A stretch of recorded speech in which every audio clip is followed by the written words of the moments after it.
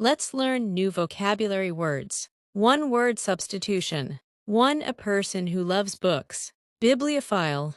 Ravi is a bibliophile. He reads every day. 2. A person who cannot read or write. Illiterate. My grandfather was illiterate but very wise. 3. A person who writes poems.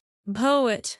Kabir was a famous poet. 4. A person who tells lies. Liars. Don't trust a liar. 5. A person who teaches. Teacher. My teacher is very kind. 6. A person who cuts hair. Barbers. I went to the barber yesterday. 7. A place where we keep books. Libraries. We study in the library. 8. A person who treats sick people. Doctors. The doctor gave me medicine. 9. A person who delivers letters. Postman. The postman comes in the morning. 10. A person who repairs shoes. Cobblers.